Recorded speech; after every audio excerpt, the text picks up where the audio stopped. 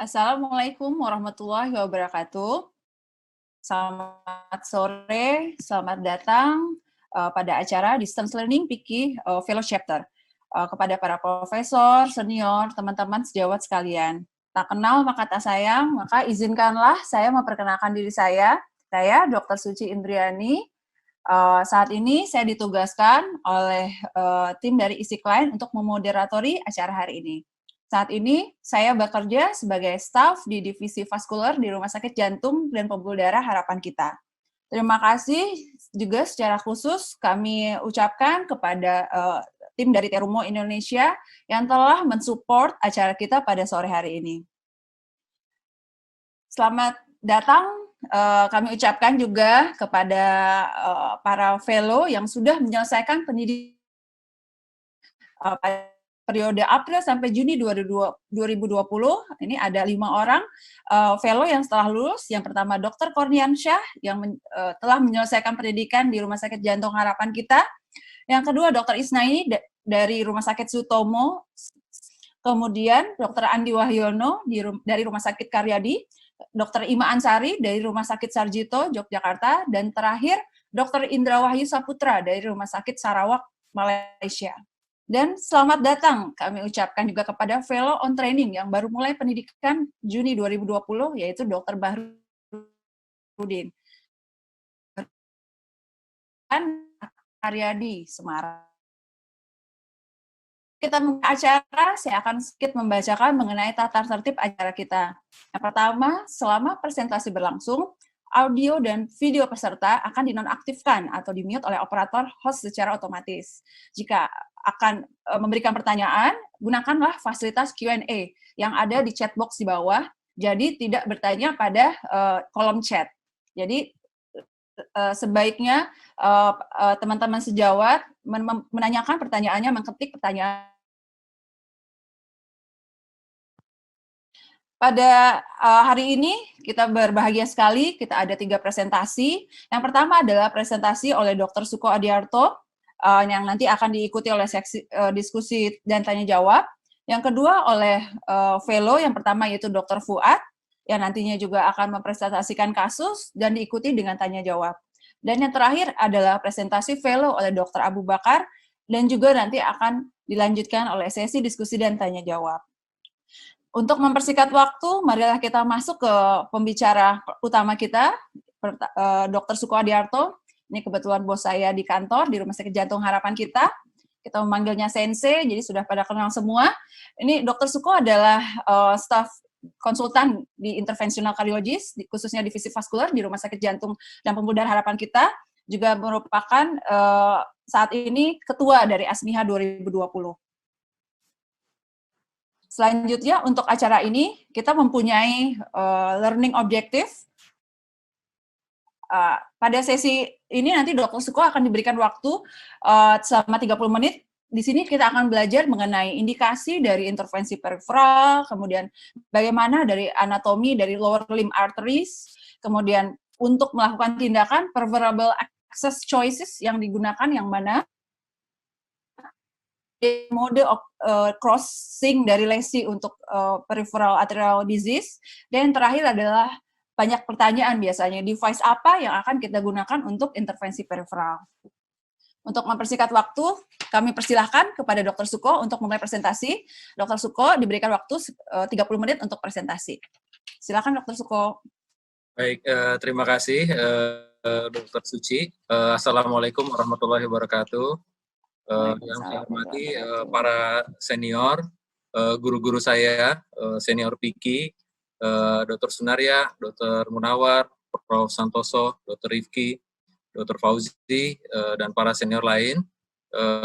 Izin saya menyampaikan sedikit tentang basic peripheral intervention pada adik-adik fellow. Mudah-mudahan ini bisa memicu lebih banyak lagi di antara kita interventional cardiologist yang melakukan peripheral intervention. Baik, saya suka share slide ini karena kita tahu penyakit aterosklerosis sifatnya sangat sistemik, dan ketika kita mendapatkan yang merupakan pasien paling banyak dari pasien kita sebagai spesialis jantung dan pembuluh darah, maka kita berpotensi juga menemukan pasien dengan peripheral artery disease dan cerebral artery disease. Tentu peripheral intervention juga mempunyai spektrum yang cukup luas. Kalau di banyak buku dikatakan bahwa skupnya termasuk extracranial, carotid, dan vertebral artery, mesenteric dan renal artery, aorta, vena, dan upper dan lower extremities. Tentu dalam waktu 30 menit kita tidak bisa bahas semua, dan mungkin kita akan berkonsentrasi pada lower extremity. Nah, apa indikasi dari peripheral intervention? Seperti halnya juga di kardiologi, tidak semua stenosis harus kita intervensi, tentu ada kriteria-kriteria yang menyebabkan kita perlu melakukan yang pertama ada critical limb ischemia. Kita tahu critical limb ischemia, teman-teman sekalian, ini ditandai dengan dua hal. Yang pertama adalah non-healing ulcer, yaitu luka yang dengan pengobatan jika ia stenosis atau oklusi daripada arteri yang merupakan feeding artery, maka kita wajib melakukan revaskularisasi dalam rangka penyembuhan luka. Yang kedua adalah resting pain, yaitu kondisinya tidak ada luka, tetapi dia terus-menerus merasa sakit, sehingga kalau di angina, di jantung mungkin kita kenal sebagai angina, resting angina. Jadi dalam keadaan apapun, dalam keadaan istirahat pun dia tetap mengalami nyeri pada kakinya. Kemudian yang disebut lifestyle limiting claudication. Jadi dia punya claudicatio dalam keadaan exercise, jadi dalam keadaan gaya merupakan kemudian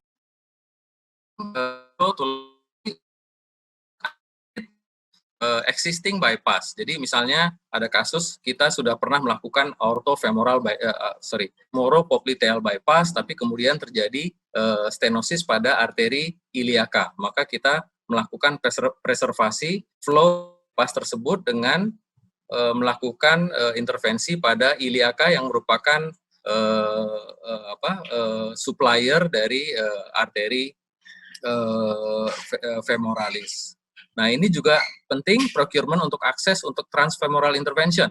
Kita ketahui sekarang banyak sekali tindakan intervensi yang beralih dari bedah menjadi tindakan perkutan, dan itu membutuhkan akses yang sampai saat ini masih memerlukan akses yang cukup besar, yaitu dari arteri femoral.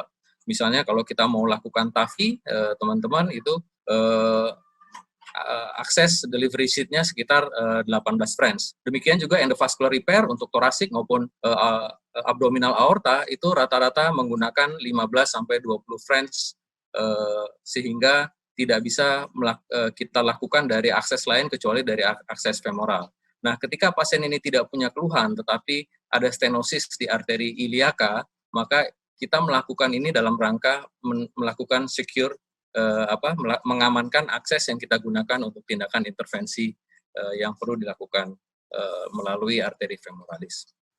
Sedikit review tentang anatomi daripada arteri lower limb, ekstremitas bawah. Kita tahu ini adalah aorta distal, kemudian dia bercabang menjadi dua arteri iliaka, yang proksimal disebut iliaka communis, kemudian iliaka externa, ini iliaka interna, kemudian menjadi common femoral artery, tempat di mana kita paling sering puncture. Kemudian ini superficial femoral artery, ini profunda artery, ini dua arteri yang penting untuk perdarahan otot, dan kemudian superficial femoral artery akan terus lanjut menjadi popliteal artery. Dia course-nya kemudian ke belakang, ini penting, dia ada di belakang. Kenapa penting? Karena kita bisa saja menggunakan akses dari poplitea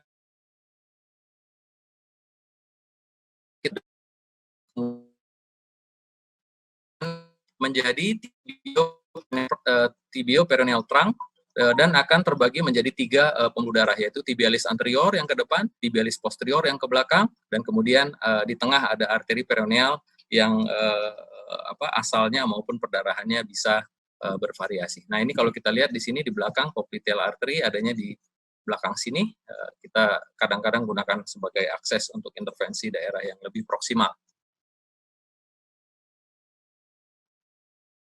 11, anterior tibial artery, di sini ada yang disebut arcus plantaris, dia kemudian menghubungkan tibialis anterior dengan tibialis posterior. Nah, kalau kita lihat daerah yang berwarna hijau, ungu, dan merah muda ini, itu yang disebut sebagai angiosom. Teman-teman sekalian, kalau kita lihat di jantung ada RCA territory, ada LAD territory, dan circumflex territory, maka ini juga mempunyai teritori yang di sini diperdarahi oleh tibialis anterior, yang di sini di tibialis posterior, dan di sini oleh peroneal. Jadi di mana ulkus itu berada menjadi penting untuk kita menentukan prioritas pembuluh darah mana yang harus dibuka. Karena menurut guideline kita harus melakukan yang disebut straight line. Kalau dia adanya di sini daerah tibialis anterior, maka kita harus membuka tibialis anterior, dorsalis pedis, tibialis anterior terus sampai ke atas, sampai kita yakin bahwa aliran darah menuju ulkusnya menjadi membaik. Itu yang disebut straight line berdasarkan angiosom dari lower limb. Nah, bagaimana penampilan angiografinya? Ini kita sering melihat gambaran yang kita pakai seperti ini, gambaran koroner.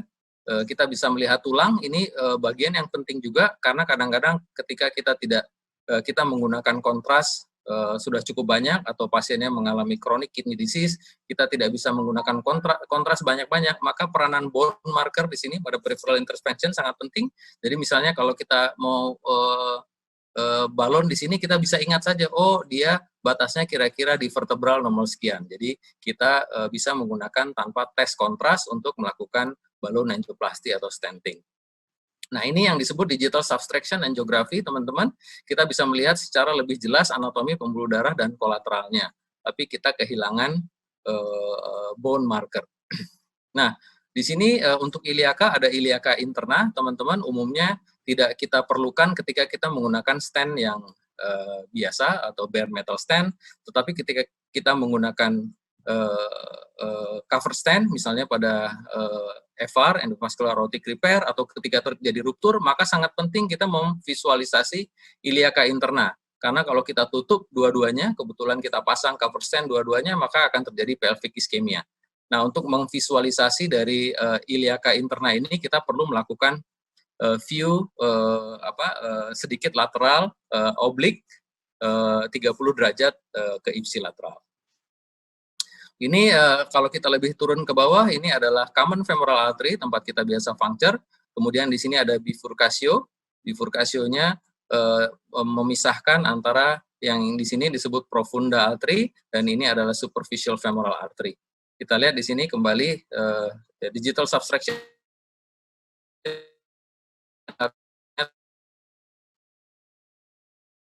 geografi sebagai tanda dilakukannya intervensi, entah dengan balon atau dengan stent. Teman-teman sekalian, di banyak center banyak digunakan ruler, penggaris seperti ini, karena lesi superficial femoral artery biasanya panjang, bisa sampai 30 cm, sehingga dengan menggunakan meteran ini kita bisa memperkirakan berapa panjang balon atau berapa panjang stent yang kita gunakan untuk melakukan predilatasi atau stenting. Ini kalau kita ke bawah lagi, teman-teman, ini below the knee angiographic view. Kita lihat di sini tibio-peroneal trunk, ini ke depan, yang kita sebut tibialis anterior, ini tibialis posterior, dan ini peroneal. Di bawah, kalau kita lihat, yang paling penting di sini tibialis anterior dan tibialis posterior itu membentuk komunikasi yang disebut arcus plantaris di sini, teman-teman. Dan ini juga penting ketika misalnya lokasinya ada di lokasi ulkusnya sebetulnya berada di teritori dari tibialis posterior, tetapi kita tidak mampu membuka tibialis posterior, maka kita bisa membuka tibialis anterior dan berusaha sebaik mungkin untuk membuka arcus plantaris. Dengan terbukanya arcus plantaris ini, maka ulkus di daerah chance untuk kesembuhan pada ulkus di daerah yang sebetulnya diperdarahi oleh tibialis posterior akan menjadi lebih baik.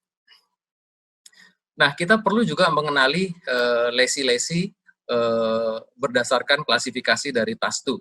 Jadi TAS2 membagi TAS E, B, C, dan D, di mana semakin ke belakang itu semakin complicated. TAS E itu umumnya relatif pendek dan tidak total oklusi. TAS B lebih panjang sedikit atau total oklusi tetapi pendek.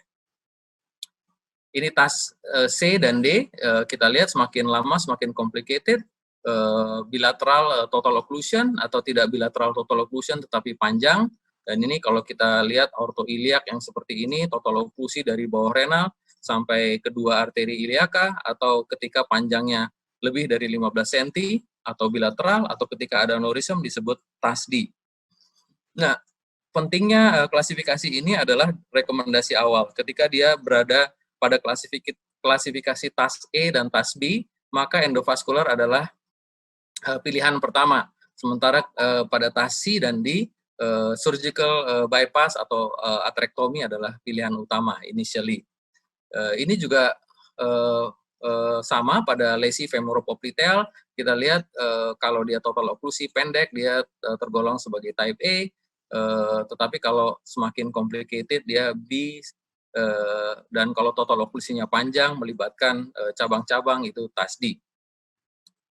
Lesi below the knee juga sama, semakin complicated dia termasuk TAS A, B, C, atau D, dan kita lihat bahwa TAS D sebetulnya initially recommendation-nya adalah operasi bypass. Tetapi ada tapinya teman-teman sekalian, di zaman sekarang ini kita dibolehkan untuk melakukan yang disebut endovascular first approach. Kenapa? Karena pertama, pasien-pasien yang kita kerjakan seringkali mempunyai komorbid yang juga cukup banyak.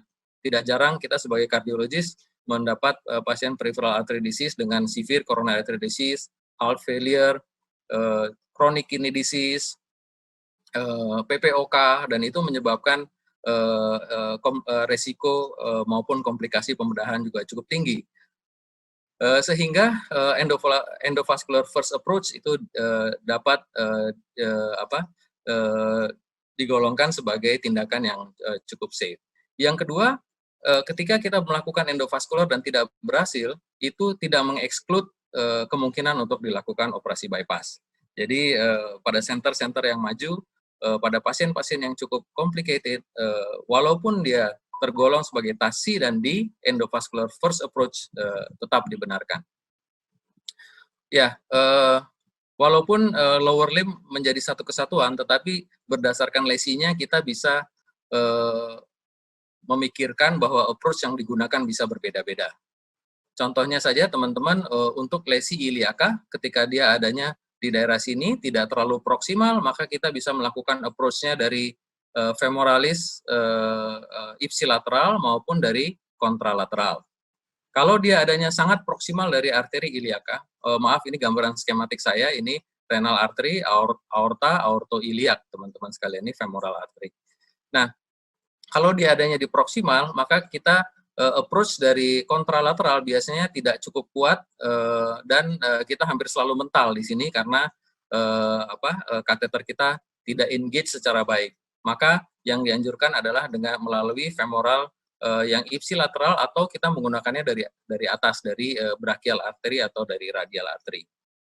Kalau perlu kombinasi. Nah ini kalau panjang seperti ini kita bisa gunakan 2 approach atau 3 approach, dari kontralateral, dari proksimal, dari ekstremitas atas maupun dari bawah. Kita bisa dari popliteal artery atau dari distal superficial femoral artery. Kalau bentuknya seperti ini, definitely saya akan gunakan 3 akses, dari femoral, bilateral, dan dari brachial.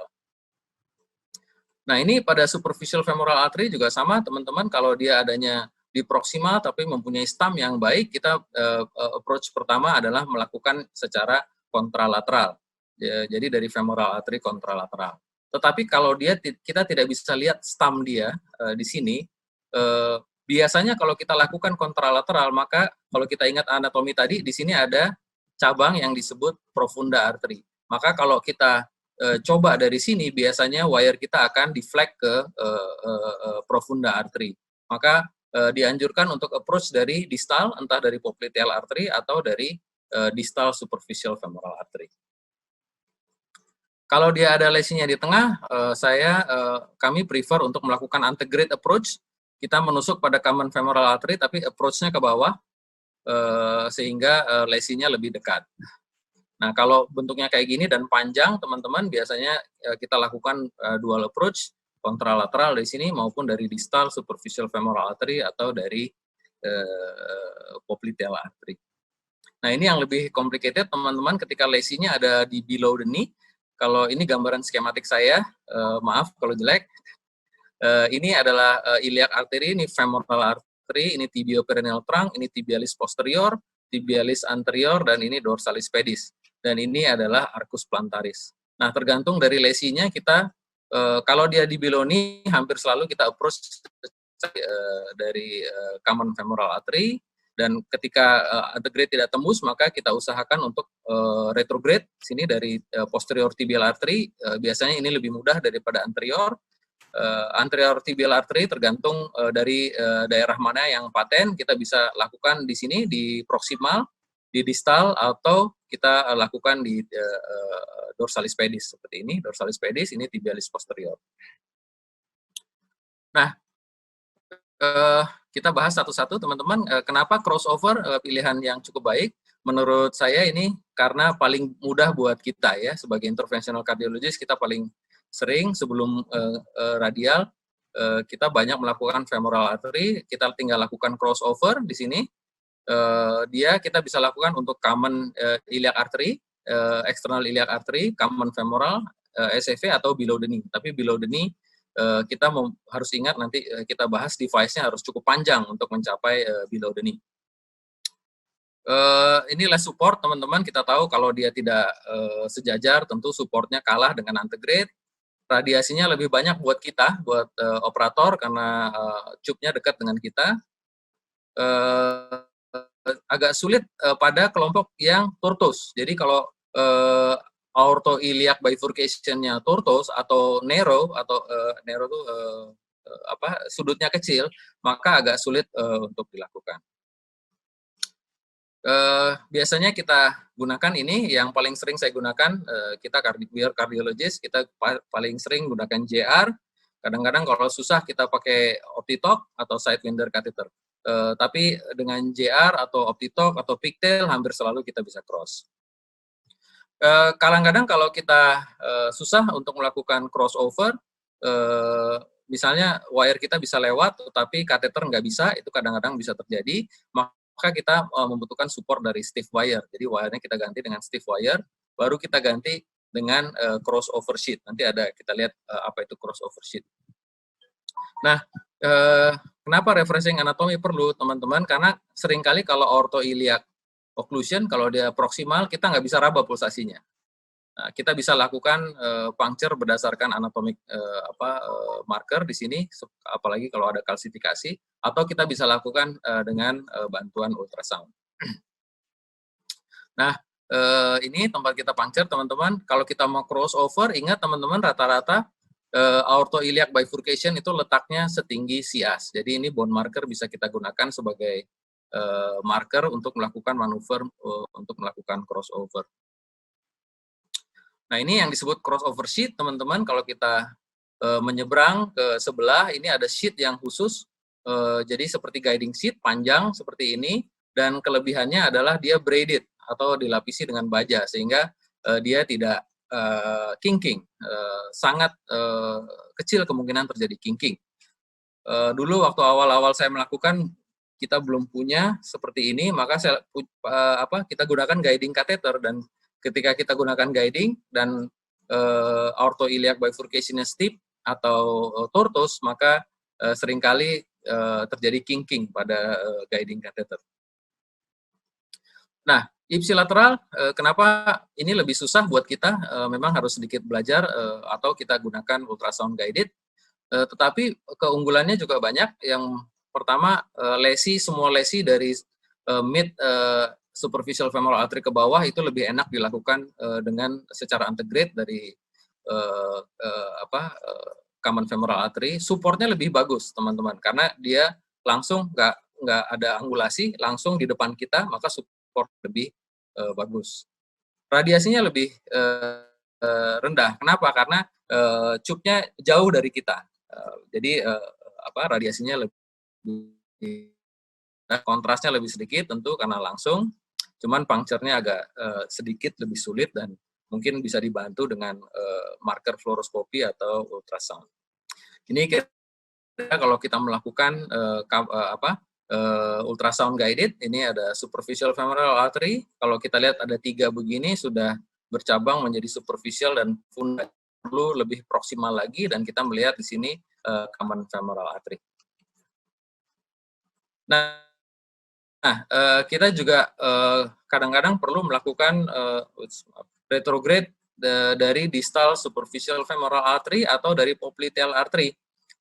Ketika apa? Ketika misalnya superficial femoral artery-nya nggak ada stump-nya. Jadi kita nggak, kalau crossover tadi kita bahas, dia selalu wire-nya lari ke profunda. Kalau kita approach dari proksimal dan nggak berhasil. Nah, ini kita wajib hukumnya menggunakan ultrasound guided atau contrast guided puncture. Ya. Kalau kita berhasil memasukkan sheet 5 French atau 6 French, kita bisa bahkan melakukan intervensi dan stain placement dari retrograde approach ini. Pasiennya, keuntungannya dari distal superficial femoral artery puncture adalah pasien tetap dalam keadaan supine, ya. Saya agak susah nyontoinnya, tapi pasien kaki yang kita mau kerjakan itu dilakukan dalam keadaan fleksi dan kemudian dijatuhkan ke samping. Kita bisa lakukan injeksi kontras, kemudian kita puncture. Kita beruntung kalau ada gambaran kalsifikasi seperti ini, teman-teman. Nah, kita bisa langsung puncture dengan jarum. Tetapi kalau tidak ada, kita injek kontras dari atas dan kita bisa tusuk distal superficial femoral artery.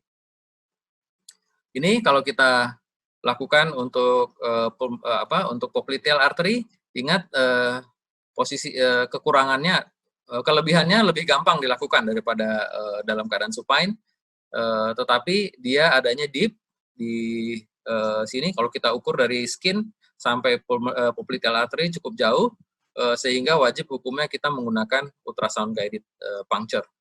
Ini ingat di sini ada popliteal vein yang biasanya lebih superficial. Jadi kalau kita tusuk biasanya agak lebih menyamping untuk mendapatkan popliteal artery.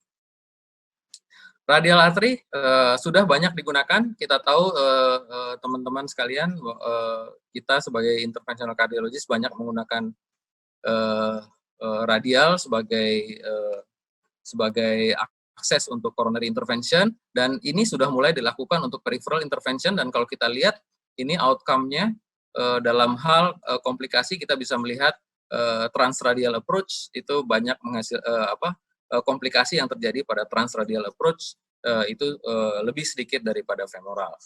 Mungkin kekurangannya adalah kita harus menggunakan wire atau device yang lebih panjang, yang sampai saat ini belum ada. Mungkin ini Terumo, mungkin dalam waktu dekat bisa disediakan, sehingga dengan alat yang ada kita hanya bisa kalau melakukan transradial kita hanya bisa mencapai iliaka atau proksimal dari femoral artery. Device, ya ini banyak hal yang sama dengan coronary intervention, tetapi ada juga yang sedikit berbeda. Radial tibial access kit ini biasanya menggunakan yang disebut mini puncture kit. Jadi dia jarumnya dan wire-nya lebih kecil dengan ada atau tidak ada sheet-nya yang ukuran 2,3 French. Kalau kita melakukan di tempat yang kita tidak biasa, baiknya menggunakan ultrasound.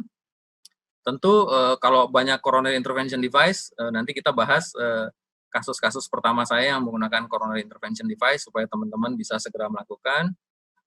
Peripheral specific device, nah ini yang spesifik adalah wire-nya harus lebih panjang karena bisa kita puncture di femoral kontralateral dan lesinya ada di tibialis anterior, jadi cukup jauh.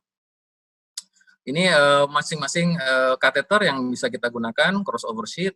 Kalau kita pakai guiding untuk pembuluh darah misalnya iliaka yang besarnya bisa sampai 10 mm atau subclavia yang 10 sampai 12 mm, kita kadang-kadang perlu menggunakan 8 French, guiding 8 French.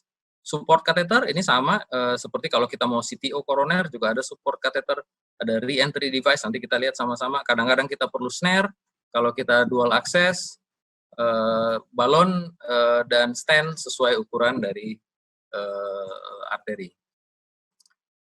Nah ini coronary wires, microcatheters, peripheral wires. Nah ini juga perlu teman-teman, kita kalau di koroner itu hanya ada satu platform 14, tetapi kalau dari perifer itu ada 14, ada 18, ada 35. Nah ini perlu diketahui teman-teman, jangan sampai kita menembus lesi dengan wire 35 tapi platform balon kita 18. Jadi kita nggak bisa memasukkan balon 18 ke wire 35. Tapi kalau sebaliknya bisa. Kalau kita menembus dengan 18, kita bisa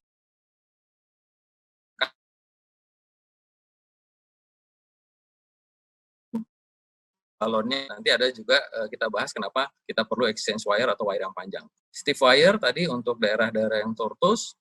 Untuk CTO bervariasi antara 1 gram sampai 30 gram. Nah, ini guiding sheet, teman-teman.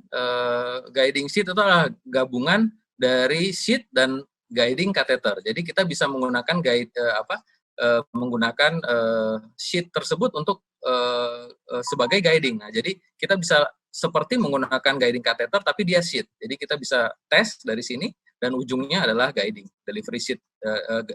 Kita bisa deliver stand kita atau balon kita, interventional device kita dari guiding sheet ini. Dan bentuknya bisa macam-macam teman-teman di sini, bisa seperti JR, bisa lurus seperti MP, bisa juga menekuk seperti ini. Jadi ini mengakomodasi untuk misalnya melakukan carotid intervention, renal intervention, ini bentuknya bermacam-macam. Juga dalam berbagai panjang, ada yang 45, ada yang 90, ada yang 110, untuk mencapai keperluan di mana kita mau melakukan intervensi. Ini support kateter, teman-teman, sama juga dengan koroner ketika kita membutuhkan support untuk menembus lesi, di perifer juga ada, cuman bentuknya lebih panjang. Lagi-lagi support kateter ini juga ada yang 14, ada yang 18, ada yang 35. Dan bentuknya juga seperti ini, bisa angulated seperti ini atau straight, ya tergantung keperluan kita mau melakukan pada lesi yang seperti apa dan pembuluh darah yang bentuknya seperti apa. Nah, balon juga kita perlu tahu, teman-teman. Jadi kalau di perifer ada over the wire, ada rapid exchange. Kenapa kita perlu tahu dia over the wire atau rapid exchange? Karena kita memerlukan, kita harus tahu nih, kalau over the wire tentu wire yang ada di luar itu harus panjang. Karena kalau dia pendek, maka wire kita akan tenggelam di dalam balon. Mungkin wire-nya sampai sini, tapi balonnya udah mentok, wire-nya belum keluar. Tetapi kalau rapid exchange, kita tidak perlu wire yang panjang di luar. Ya, jadi di sini. Tadi sudah saya sebutkan 35, 18, dan 14. Jangan sampai tertukar.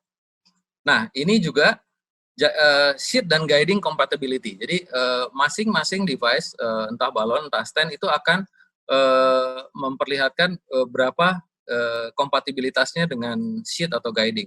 Dan teman-teman jangan dilihat dari berapa French-nya, karena masing-masing inner diameter dan outer diameternya berbeda-beda.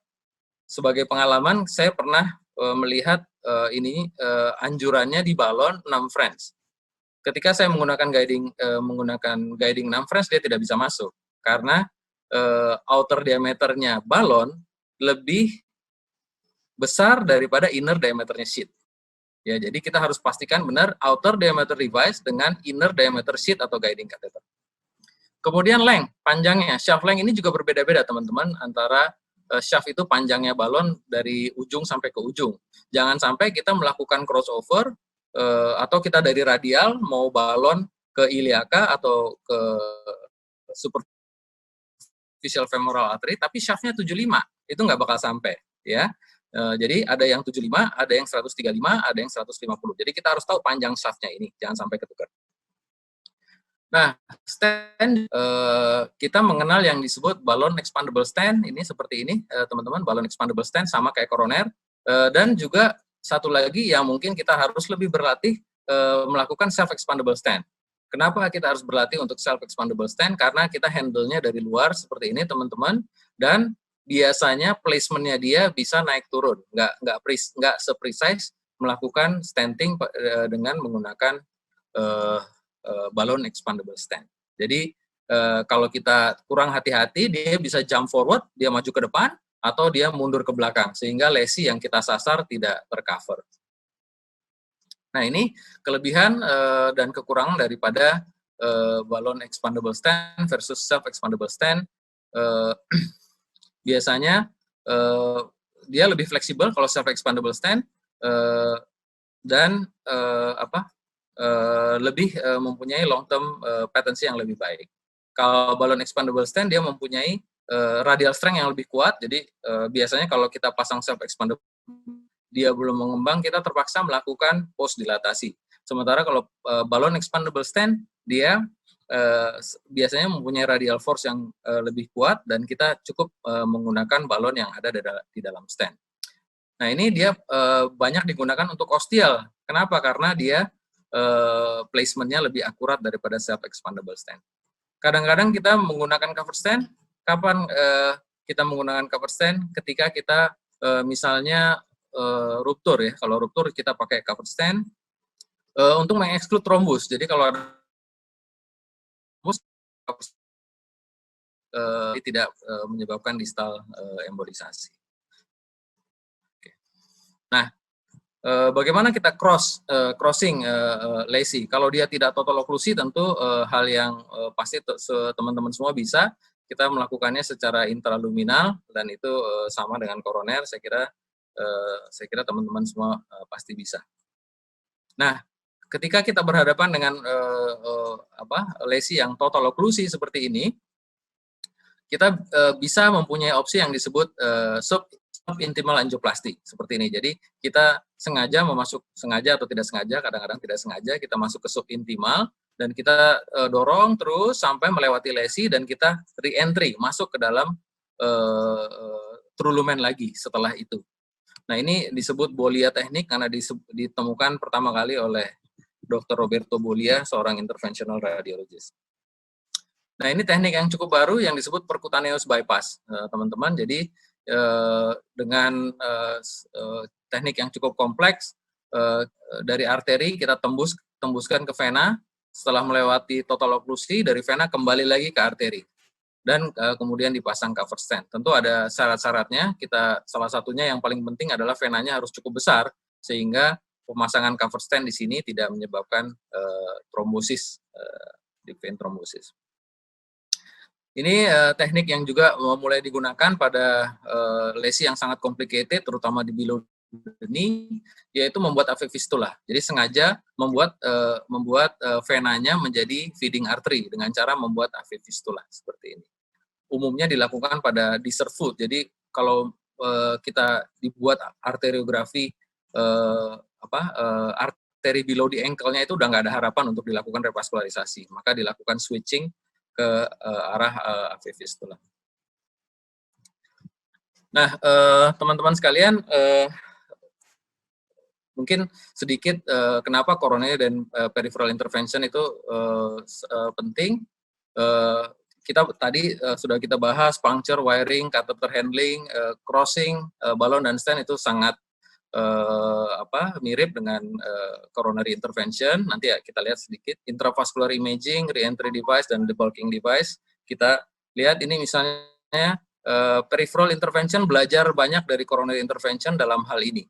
Ini lesi total occlusion dengan menggunakan ditembus dengan CAR teknik.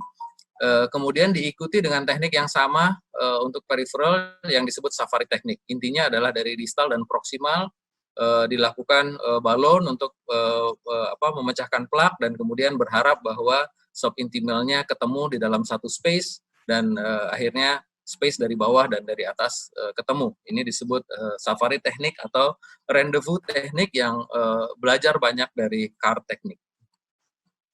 Intravascular imaging, teman-teman, kita tahu sekarang mungkin IFUS sudah menjadi normal untuk coronary intervention karena hasilnya jauh lebih baik.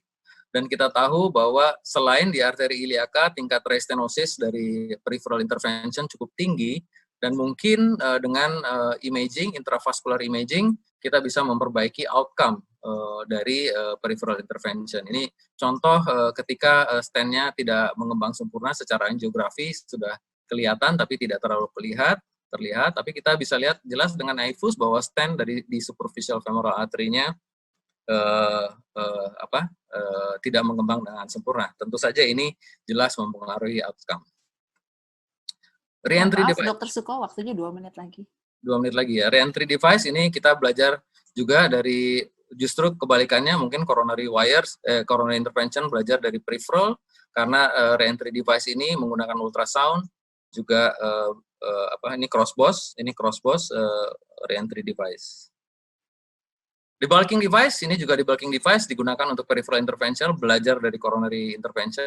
Kita lihat ini lesi yang total oklusi dengan debulking, hasilnya menjadi lebih baik. Saya minta izin mungkin 1-2 menit untuk melihat beberapa kasus. Ini pasien yang datang pertama kali dengan koroner, kita lakukan angioplasti, baru kemudian kita lihat bahwa dia ada ulkus di jempolnya, dan kadang-kadang kita dapat jackpot, ternyata penyempitan dengan coronary balloon 2,5 atau 3 mm dan hasilnya baik dan lukanya langsung sembuh. Ini teknik yang disebut subintimal angioplasti, teman-teman sekalian. Ini total oklusi, kita tembus dengan wire terumo biasa, nggak perlu wire macam-macam, tembus dan kita secara mudah lakukan angioplasti dan stenting. Ini saya lakukan dengan Dr. Noel beberapa tahun yang lalu, mungkin 8 tahun yang lalu, ketika kita nggak punya peripheral dedicated interventional device, kita gunakan coronary. Kita lihat pertama dengan wire standar kita selalu mental, dan akhirnya kita switch ke coronary intervention wire. Ini pakai gaya, lupa gaya belum ada, pakai lupa. Nah akhirnya kita berhasil tembus. Dan sisanya tinggal, kalau kayak gitu tinggal dibalon dan dipasang stent. Semua dengan hanya stentnya yang akhirnya menggunakan peripheral stent. Ini pasien dengan total oklusi, aortoiliac total occlusion, juga kita kalau kita lihat ini wire 14 teman-teman, ini kita tembus dengan coronary wire dan microcatheter. Setelah itu baru kita gunakan peripheral balloon dan stent. Jadi teman-teman sekalian, selamat datang di dunia intervensi perifer. Saya selalu diajarkan oleh Dr. Sunaria, kita ini nggak mau jadi radiologis, kita ini coronary cardiovascular intervention. Jadi coronary dan peripheral is not completely the same, tapi ketika kita menjadi interventional cardiologist, it's a very good start. Dengan memahami perbedaan dan device yang digunakan, tentu saya yakin teman-teman semua bisa melakukan intervensi perifer dengan baik. Terima kasih. Assalamualaikum warahmatullahi wabarakatuh. Waalaikumsalam warahmatullahi wabarakatuh. Ya, terima kasih kepada Dr. Suko. Oke. Ya, terima kasih Dr. Suko atas presentasinya yang sangat komprehensif. Kita belajar banyak selama 30 menit. Ke belakang mengenai indikasi, klasifikasi, approach, dan yang terakhir yang bagaimana mengejawantahkan pengetahuan per skill dari koroner kita untuk memulai intervensi periferal. Di sini sudah ada beberapa pertanyaan Dr. Suko yang akan kita bahas. Yang pertama adalah bagaimana indikasi untuk melakukan tindakan periferal, apakah ada seperti pada koroner itu ada FFR. Nah, untuk periferal bagaimana Dr. Suko? Untuk invasif diagnostik, apakah ada pemeriksaan penunjang untuk mendasari tindakan tersebut? Ya, terima kasih. Mungkin itu subject to research ya.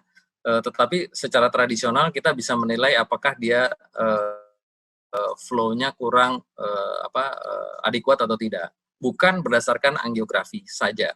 Jadi banyak, kalau kita screening pasien-pasien yang kita lakukan angiografi koroner, kita akan ketemu 1, 2, 3 pasien yang total oklusi iliakanya atau femoralnya, tapi dia nggak mengalami keluhan apa. Nah, terutama kita melakukan intervensi berdasarkan indikasi tadi. Apakah satu ada non-healing ulcer, yang kedua apakah ada claudicatio yang sifatnya lifestyle limiting. Jadi dia nggak bisa ngapain, apa-apa sakit. Kalau ingat contoh yang terakhir itu tadi ada sebelum kita mulai ada vena cava filter. Itu contoh pasien yang mengalami lifestyle limiting claudication. Jadi dia nggak bisa ngapa-ngapain, apa-apa sakit, akhirnya dia imobilisasi dan mengalami deep vein thrombosis. Nah, jadi dia deep vein thrombosis, kenapa? Jadi sebelum kita intervensi kita pasang vena cava filter karena dia ada terjadi floating thrombus di iliakanya. Jadi mungkin FFR juga saya belum banyak baca, mungkin itu subject to research, tetapi sekarang lebih banyak pada apakah indikasi tadi 4 yang tadi non-healing ulcer, resting pain, claudicatio, lifestyle limiting claudication, preserve inflow maupun untuk untuk akses dilakukan tindakan transfemoral pada daerah proksimal seperti TAVI, TEVAR atau EVAR. Oke dok, ya terima kasih dok. Kemudian pertanyaan berikutnya dari Dr. Dian Setiawan. Dikatakan jika kita menemukan pasien dengan total oklusi pada arteri poplitea, nah itu kan posisinya poplitea itu akan bergerak. Nah kalau dipasang stent, apakah stentnya akan fraktur? Yang pertama. Yang kedua, bagaimana peran DEB pada kasus yang total oklusi di poplitea? Apakah pada kasus-kasus periferal itu menggunakan rotablator juga apa tidak seperti di koroner? Ya, baik. Poplitea itu gini, banyak daerah perifer yang dulu dideklar sebagai no stent zone, nggak boleh dipasang stent, haram hukumnya karena dia pasti fracture. Misalnya dia di common femoral artery dan di poplitea. Tetapi sekarang ada generasi stent baru yang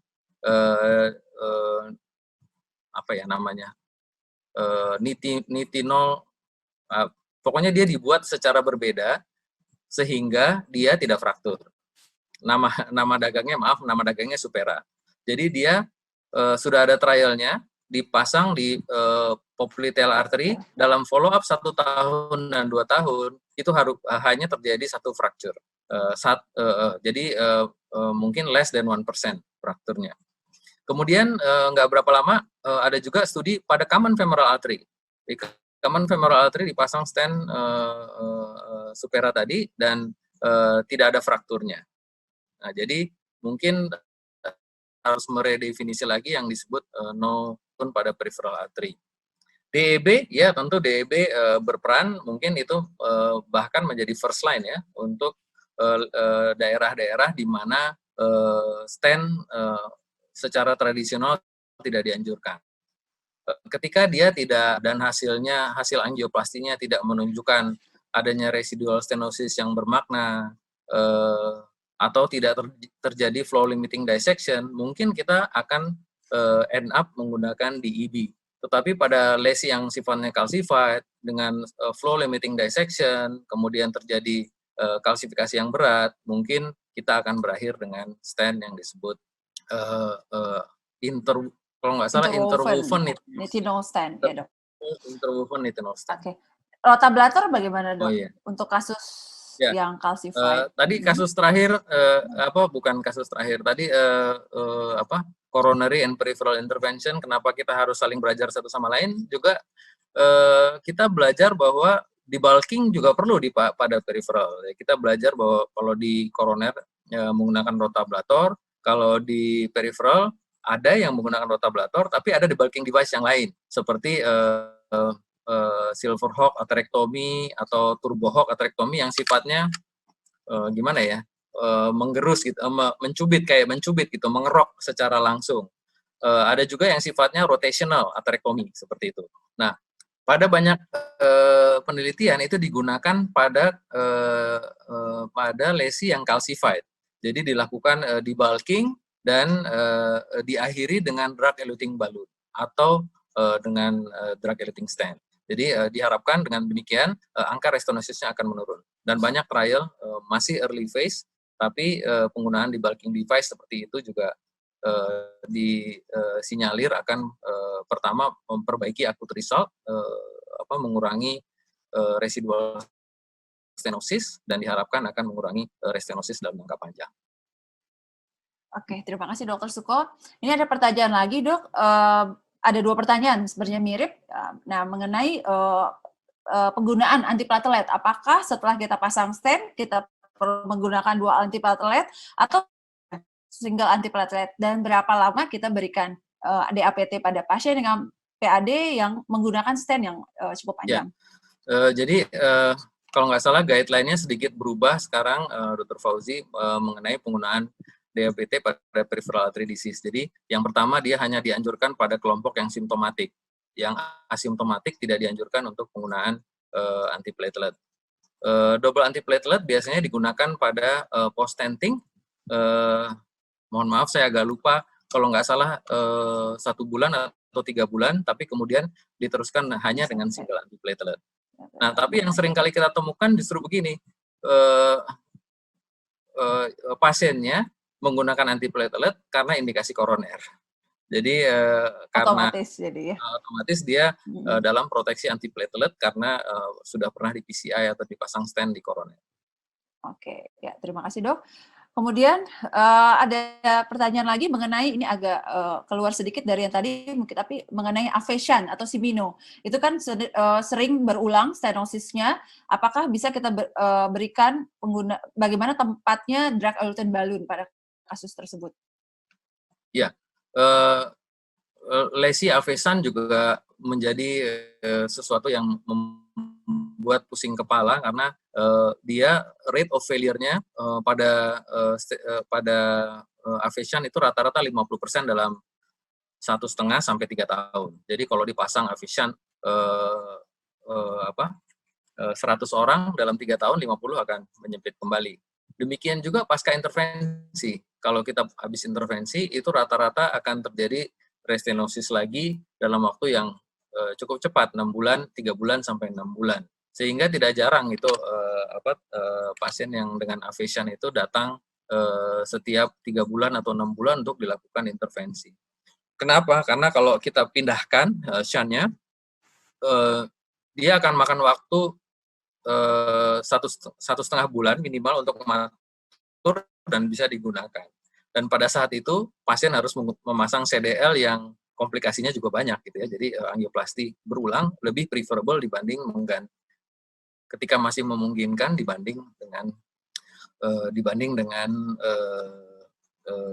memasang Simino yang baru. Nah, penggunaan DEB membantu nggak? Iya, membantu. Kita lihat datanya bahwa penggunaan DEB memperpanjang rata-rata waktu pasien untuk mengalami reintervensi. Oke. Ya, terima kasih Dr. Suko. Karena keterbatasan waktu, ini memang sebenarnya masih banyak pertanyaan, Dok. Mungkin nanti teman-teman sejawat yang sudah memberikan pertanyaan, mungkin nanti akan dijawab by chat. Kita masih ada waktu sedikit. Nah, kita akan meminta pendapat dari para senior. Mungkin pertama dari Prof. T. Santoso. Mohon Mas Rindra.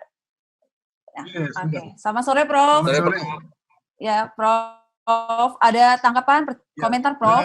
Ceramahnya bagus sekali. Saya nggak lihat. Sebentar. Bisa lihat nggak saya? Bisa, Prof. Sekarang udah dibuka. Sudah, Prof. Ya, oke. Ceramahnya bagus sekali, Dr. Suko. Biasanya kan saya kalau ketemu Dr. Suko kan saya selalu tanya. Ya, Prof. Karena saya kan nggak banyak tahu mengenai ini. Jadi saya mau tanya sedikit mengenai drug-eluting balloon. Biasanya kalau kita melakukan peripheral, misalnya femoral popliteal, kita cenderung, kalau saya ya, biasanya kita lebih senang pakai drug-eluting balloon. Kemudian kalau misalnya ada dissection, kalau terpaksa pasang stent, stentnya jadi bisa lebih pendek. Nah, sekarang pertanyaan saya mengenai drug-eluting balloon yang femoral popliteal, pada dissection yang seperti apa kita pasang stent? Itu yang pertama ya. Yang kedua juga mengenai drug-eluting balloon.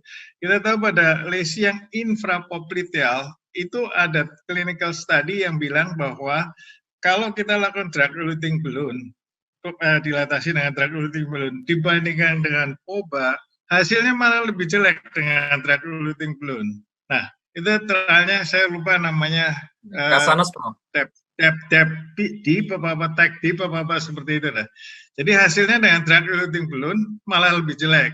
Nah, bagaimana tanggapan Dr. Suko? Saya mau belajar dari Dr. Suko. Ya, Prof. Silakan. Ya, mungkin nanti ditambahkan ya, Prof.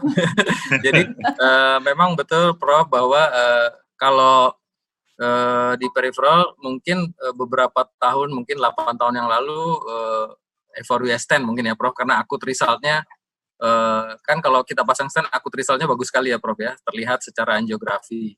Tapi ternyata stent bukan magic drug gitu ya, Prof, karena restenosis-nya juga cukup tinggi. Bahkan beberapa center tidak menganjurkan penggunaan stent pada superficial femoral artery kecuali terpaksa. Terpaksanya tadi misalnya terjadi residual stenosis pasca prolonged balloon inflation itu masih lebih dari 50%. Yang kedua terjadi flow limiting dissection. Dan kalau terjadi pun disarankan dari segmen yang panjang itu tidak dilakukan semua, tapi dilakukan spot stenting saja, ya, tidak sepanjang arterinya. Saya kira itu hal yang sama juga untuk femoropopliteal ya, Prof, ya. Iya, setuju. Kemudian untuk studi itu studi yang memang sangat menghebohkan ya, Prof. Itu si penulis namanya Katsanos kalau nggak salah, Prof. Habis itu dia dibully habis-habisan di berbagai paper karena pertama dianggap endpoint-nya agak kurang jelas gitu, Prof. Kenapa mortalitasnya bisa lebih tinggi? Aneh gitu ya, Prof, ya. Yeah. Dengan penggunaan drug eluting balloon kok mortalitasnya lebih tinggi. Nah, salah satu teorinya justru mungkin karena si paklitaxelnya itu ikut ke aliran darah dan menyebabkan kerusakan pada ulkus. Ya. Nah, itu bersifat toksik pada ulkus di distal. Itu salah satu kemungkinan penjelasannya. Tapi yang lain juga mempunyai penjelasan alternatif bahwa kan kalau nggak salah yang pertama digunakan itu nggak boleh sebut merek ya, Prof. Satu merek yang kadar paklitaxelnya itu 3 kali lipat dibanding drug eluting balloon yang digunakan buat koroner. Nah, sehingga company lain kemudian datang dengan drug eluting balloon yang kadar paklitaxelnya jauh lebih rendah. Gitu, Prof. Ya, mudah-mudahan. Ya, Prof. Ya. Biar yang lain yang tanya deh. Ya, siap. Ya, kemudian karena waktunya juga yang membatasi kita, yang terakhir mungkin Dr. Sunaria, Dok, bagaimana, ada tanggapan dokter? Masukan tepatnya. Masukan. Terima kasih. Saya kira ini era baru yang harus ditindaklanjuti ya. Karena saya mengalami sekali apa yang disebut share kompetensi itu, bagaimana kita di KKI, bagaimana kita di MKKI harus memperjuangkan ini. Jadi era Dr. Suko dan junior berikutnya ini harus betul-betul memanfaatkan ini. Memang terus terang kita tidak bisa melarang profesi lain untuk di periferal seperti halnya kita masuk ke periferal ya. Tapi ada hal ketika diskusi itu yang kita unggul adalah ketika ditanya pada semester keberapakah training profesi sejawat mulai melakukan arteri dan vena puncture ya. Baik bedah vaskuler, radiologi, neurologi, kemudian ya katakanlah penyakit dalam, itu sangat lambat memulai. Setelah lulus baru kemudian diarahkan ke sana. Tapi sejawat dari PPDS kardiologi umumnya semester ketiga atau 4 sudah arteri venous puncture, sudah subclavian puncture ya. Jadi itu suatu hal yang sebetulnya kita bisa lebih unggul. Apalagi kemudian kita masuk ke invasive imaging maupun intervensional. Tinggal persoalannya kita bisa memanfaatkan itu dengan baik atau tidak. Tentu bukan artinya peperangan kita harus menang ya, tapi kita punya potensi yang sangat besar ya, apalagi sekarang dengan peralatan yang sangat luas di mana-mana. Jadi ini acara ini saya kira harus bisa memberikan semangat kepada yang lain bahwa kita punya akses lebih dulu untuk masuk ke intervensional baik koroner maupun non-koroner. Saya kira itu aja. Jadi apa yang dilakukan oleh Dr. Suko di harapan kita tentu kita harapkan pelan-pelan akan menyebar kemana-mana. Tapi kalau orang Jawa bilang menang ojo ngasorake, gitu aja. Ya. Terima kasih dok. Terima kasih Dr. Sunaria. Tinggi kenal, tahu itu menang ojo ngasorake, tahu ya. Orang Padang nggak tahu dok. Nggak ngerti dok. Oke, terima kasih Dr. Suko, terima kasih Dr. Sunaria. Akhirnya waktu juga yang memisahkan pada kesempatan ini Dr. Suko, terima kasih. Kemudian kita lanjut kepada presentasi berikutnya, yaitu presentasi fellow. Ada 2 orang fellow yang akan presentasi pada sore hari ini. Mari, yang pertama adalah Dr. Abu Bakar. Sebentar. Dr. Abu Bakar ini merupakan menjalani fellowship di Rumah Sakit Wahidin Sudirohusodo di Makassar. Kemudian yang kedua oleh Dr. Fuad Arbi. Fuad Arbi ini merupakan menjalankan pendidikan fellowship di Rumah Sakit M. Jamil Padang.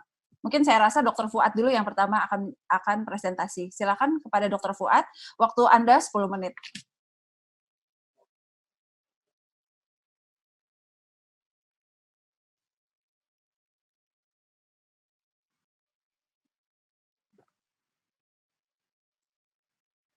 Ya, terima kasih Dr. Suci, moderator.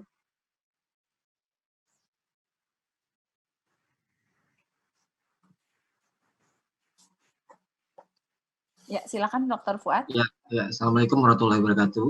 Waalaikumsalam warahmatullahi wabarakatuh. Baiklah, pada kesempatan sore ini saya akan mempresentasikan case saya di fellowship yang settingnya yaitu setting pasien dengan primary PCI, di mana pada kasus ini ditemukan high thrombus burden, dan bagaimana kita menyikapinya, apakah we fight it atau we leave it. Sebagai pendahuluan, primary PCI merupakan suatu grup prosedur invasif yang bertujuan untuk merestore aliran darah ke miokardium akibat adanya suatu blokade dari penyakit arteri koroner.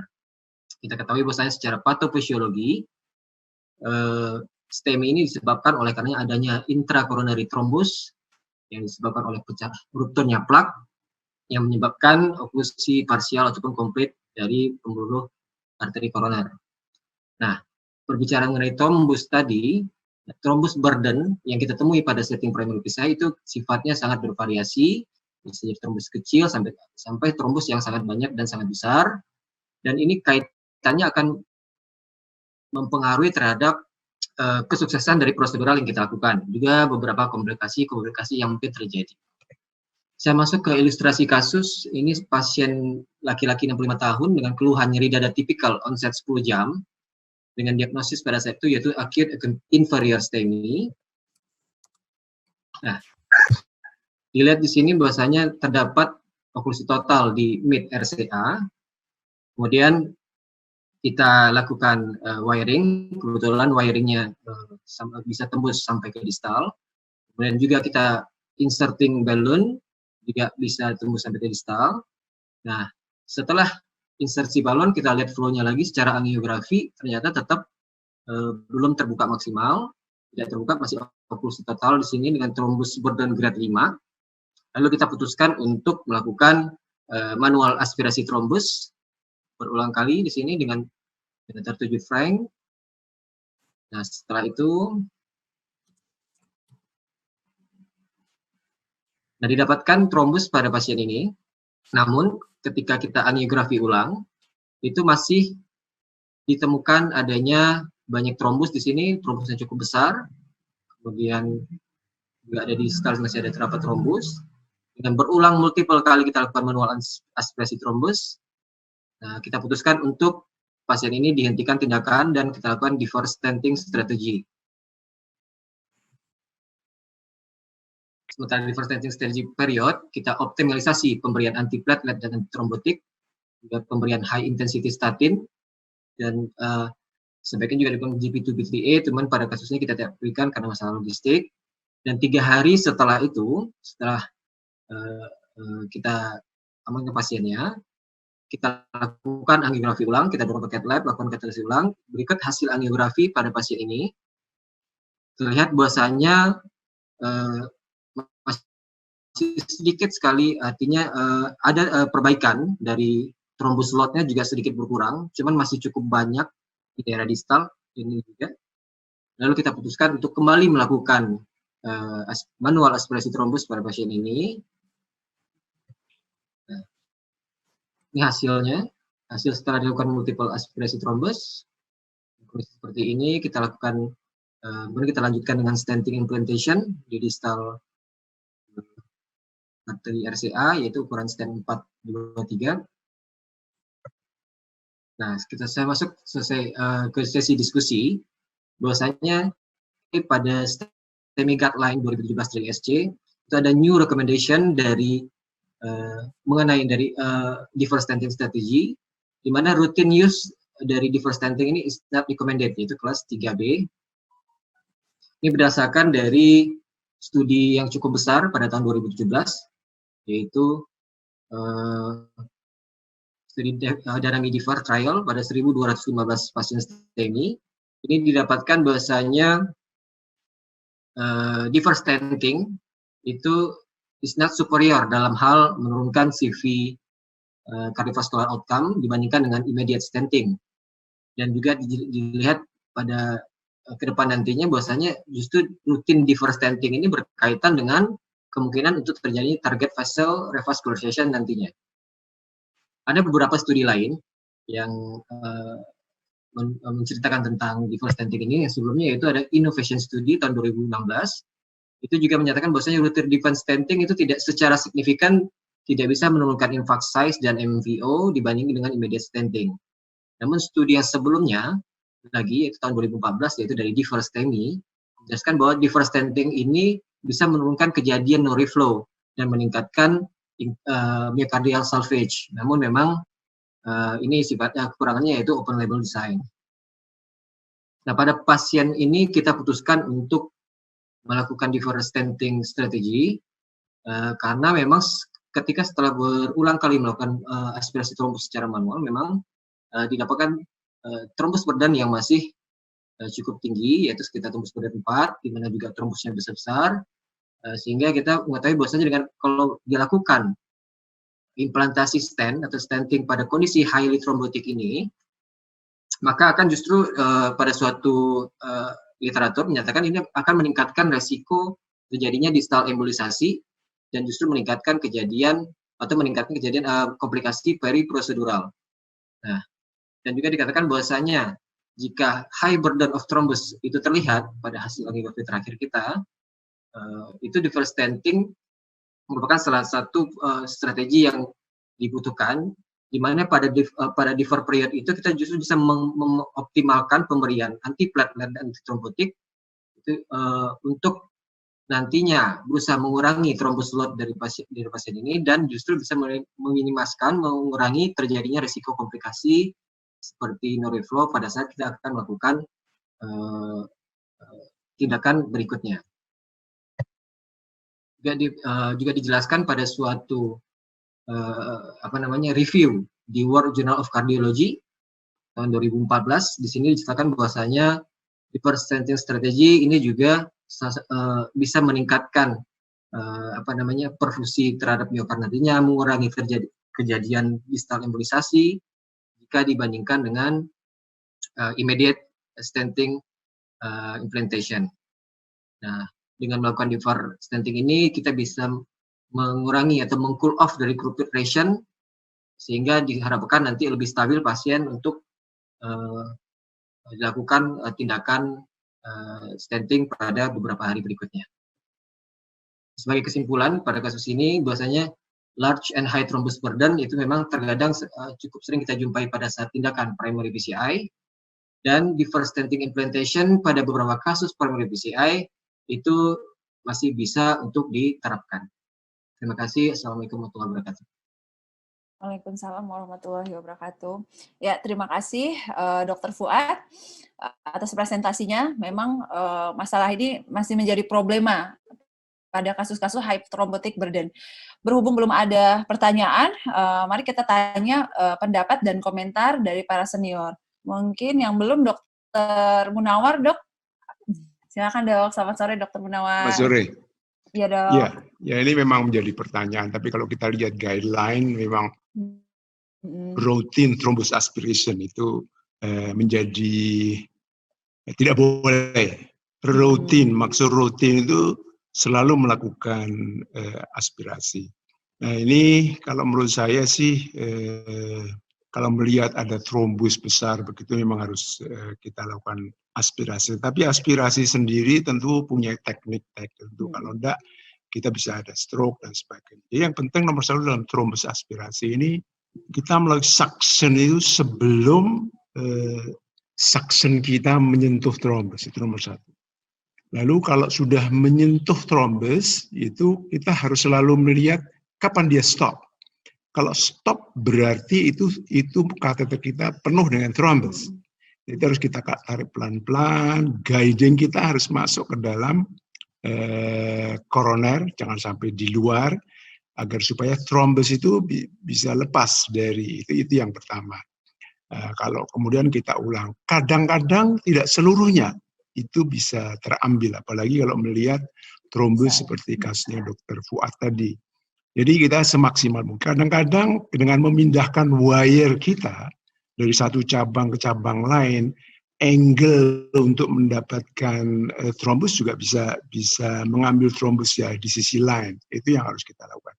Kalau itu tidak bisa, target kita sebenarnya dalam primary PCI adalah Timiflow 3. Jadi kalau Timiflow 3, lalu ada blastnya sudah cukup baik, kita masih melihat trombus bering di sana. Kemungkinan kalau akan, jadi yang kita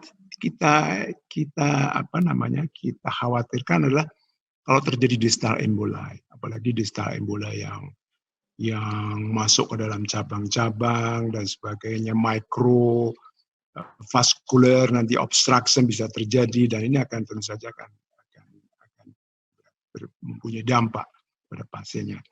Jadi yang kita berikan bukan antiplatelet kalau seperti itu, tentu kita bisa memberikan thrombolysis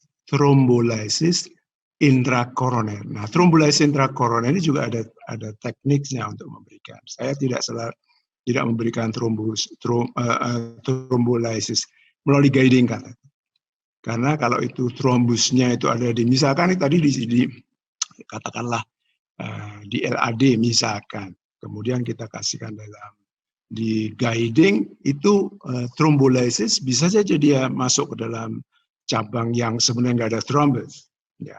Tapi kalau RCA umumnya kita bisa langsung memberikan di lewat guiding. Tapi kalau bisa saya melakukan yang thrombus suction ini kita masukkan dekat dengan atau di dalam trombus, di dalam yang banyak trombusnya, kemudian thrombolysis kita berikan apakah pakai alteplase atau pakai apa saja.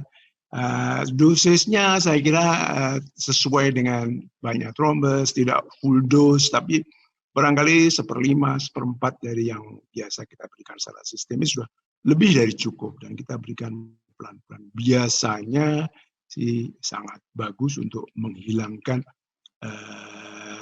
trombus. Jadi sekali lagi bukan GP2P3A. GP2P3A adalah antiplatelet, tidak bisa menghancurkan trombus yang ada di situ. Yang pas mestinya adalah thrombolysis. Bahwa nanti thrombolysis ditambah dengan GP2P3A, saya kira nggak ada masalah. Tapi dengan adanya oral thrombolysis, oral antiplatelet yang sangat bagus, rasanya dengan intracoronary thrombolysis yang kita berikan lewat thrombus suction itu, saya kira akan jauh lebih efektif ketimbang kalau kita berikan lewat guiding catheter. Itu adalah pendapat saya. Jadi kesan saya sih ini sudah cukup bagus ya, tapi akan lebih bagus lagi kalau kita memberikannya thrombus suction-nya akan menjadi lebih baik. Jangan takut mengenai guideline. Guideline is based on banyak exclusion kriteria yang dan sebagainya dari randomized clinical. Logika kita, rasional kita harus lakukan. Ya, terima kasih Dokter Munawar. Dokter Munawar, apakah ada tips and trick kalau memang trombusnya besar, tidak bisa keluar lewat thrombus aspiration? Apakah kita bisa menggunakan aspirasi lewat guiding catheter atau mother and child? Bagaimana, Dok? Tapi yang maaf, ya, Dok. Angiojet yang digadang-gadang bisa memberikan yang lebih bagus dalam trial juga tidak bagus, artinya mortalitas menjadi lebih banyak dan sebagainya. Tapi boleh saja kalau itu memang bisa dan itu deep throat, artinya masuk ke dalam koroner, bisa saja kita berikan. Tapi kalau seperti tadi, saya kira sih kita dengan angle yang berbeda mungkin bisa kita bisa mengambil lebih banyak lagi. Saya kira untuk mengambil keseluruhan mungkin juga susah. Oleh karena itu tambah dengan thrombolysis intrathrombus dan sebagainya mungkin akan jauh lebih baik. Terima kasih, Dok. Ya, mungkin satu tanggapan lagi mungkin dari Dokter Nahar, Dok. Apakah Dokter Nahar ada komentar dan tanggapan, Dok?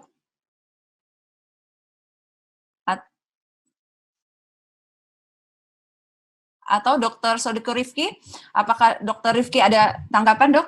Nah, ya. Oke. Masih. Sore, Dokter Rifki. Ya, jadi saya kira kasusnya tadi bagus sekali ya untuk pembelajaran kita bersama. Jadi tadi Dokter Munawar catatan tip and tricks untuk mengurangi stroke ya, karena memang salah satu kendala pada penggunaan tromboaspirasi ini bisa menimbulkan stroke. Tadi Dr. Munawar sudah mengingatkan jaga guiding catheter jangan sampai mundur pada waktu kita menarik thrombosuction. Kemudian yang kedua juga setelah thrombosuction dikeluarkan jangan lupa disedot yang ada di kateter. Ya. Ya, paling enggak itu di dalam itu ada dengan extension panjang, paling enggak itu 6 cc. Jadi kita mungkin perlu sedot sekitar 8 sampai 10 cc ya untuk memastikan bahwa siapa tahu ada remah-remah trombus yang tertinggal di dalam kateter. Nah, itu kadang-kadang kita dapatkan juga itu ya, ada. Nah, itu kalau kita injek kembali bisa masuk ke koroner, kalau kita terlalu kenceng bisa guidingnya mundur dan lari ke atas bisa bikin stroke juga. Jadi itu mungkin tambahan untuk tip and trick untuk mengurangi kemungkinan stroke dengan penggunaan thrombosuction. Tadi disampaikan Dr. Munawar juga salah satu untuk mengurangi thrombus burden itu dengan menggunakan fibrinolytik intrakoroner ya. Biasanya dosisnya sekitar 20% dari intravenous, jadi sekitar 300 international unit ya, itu mungkin diberikan pelan-pelan. Saya kira tipnya tadi Dr. Munawar untuk menggunakan itu lebih pasti lagi dengan menggunakan microcatheter atau thrombosuction sendiri ya untuk langsung ke lesi yang itu. Tetapi memang secara teoritis GB2B3A adalah antiplatelet dan mestinya tidak menimbulkan lisis dari trombus. Tapi pengalaman kita memang mengurangi juga risiko timbulnya slow flow dan terbentuknya trombus lebih banyak. Jadi biasanya kalau saya kebetulan misalnya tersedia GB2B3A, sebelum thrombosuction saya kasih dulu intrakoroner GB2B3A. Ya, paling enggak itu kita harapkan bahwa pada fase itu kan fase akut pembentukan trombus sangat aktif. Paling enggak kita menghalangi timbulnya trombus baru dengan masuknya thrombosuction ke dalam koroner, kan dia membuat trauma-trauma juga di dalam situ ya. Kemungkinan akan merangsang timbulnya trombus baru. Nah, dengan ditambahkannya itu barangkali akan mengurangi terbentuknya trombus baru, sementara kita harapkan lisisnya adalah dilakukan oleh tubuh sendiri melalui plasmin ya, endogen. Jadi itu saya kira juga berguna kalau kita tidak tersedia misalnya fibrinolytik di cath lab. Nah, itu barangkali juga berguna.